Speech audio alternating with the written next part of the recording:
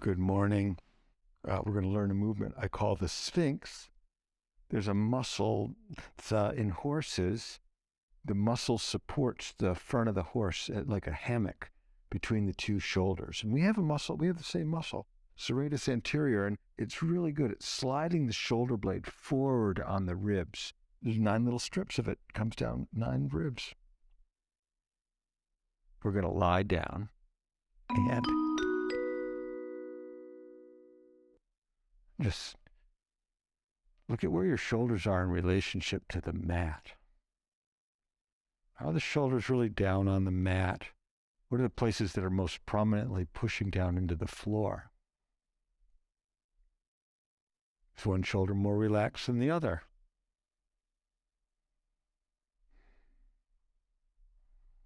Are you in stress?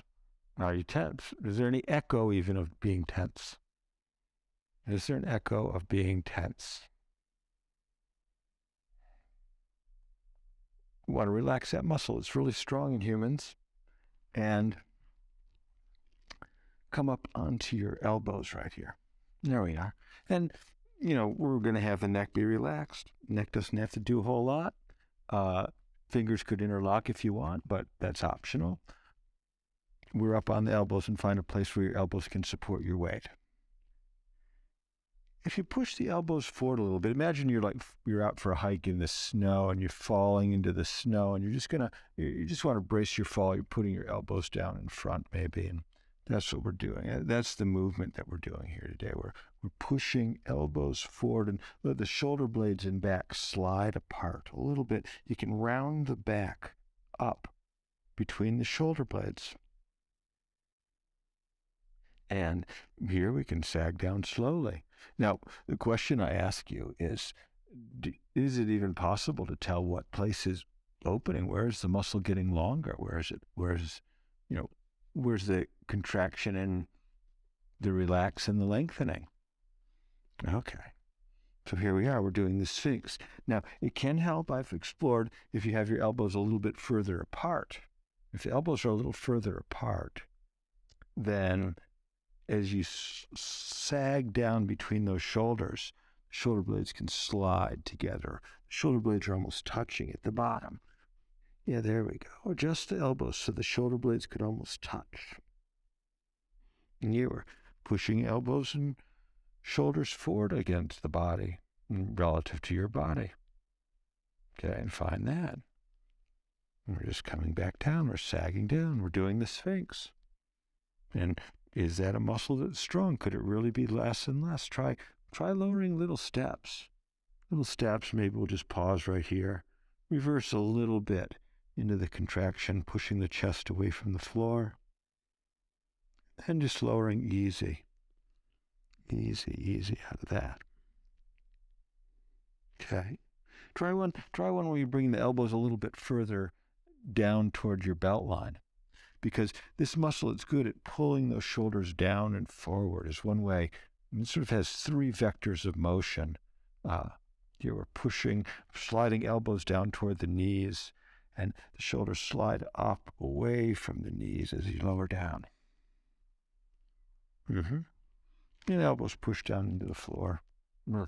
How high up can you get your back up between the shoulders?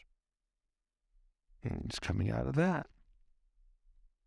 Okay. Now let's just try another one. We'll have elbows come a little bit further forward. Let's try that. It's an experiment. We're just trying to be creative here. All the vectors of movement, all the movement potential. And can you sag down into that? Oh, yeah. That's a good one. I need that one today. Pushing the elbows away. Very important. If this muscle is tight, the ribs are the foundation of the shoulder, but the next level up, the sill plates, if you want to be a carpenter, that's this muscle, serratus anterior.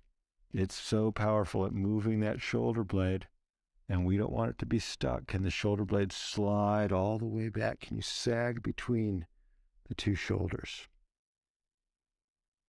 Okay. Lie on your back and just really try and remember how that was. How are the shoulders resting on the floor? Now that we just did the Sphinx, what's different now as you lie down on your back?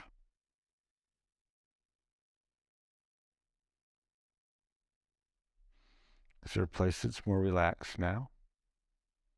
Is that a movement that you should put into your routine once in a while, your self-practice? What maintenance do you need? Are your shoulders forward a lot? Typing? Are you a person whose shoulders like to be forward? Well, you do the Sphinx lying down. You can push those elbows forward, and you can have those elbows lower down and the shoulders come down and rest onto the floor. But the body weight is the amplification so your brain can really get it. How do you make a more vivid lesson? That's what we're trying to do. Trying to give the brain a vivid lesson so that it can remember, yeah, I do know how to relax that place. I'm Eric Cooper. Remember to bring love to those around you. Show yourself a little bit of love. Show others a little bit of love. Let it flow through you. Thank you very much for practicing with me today. Blessings on your journey.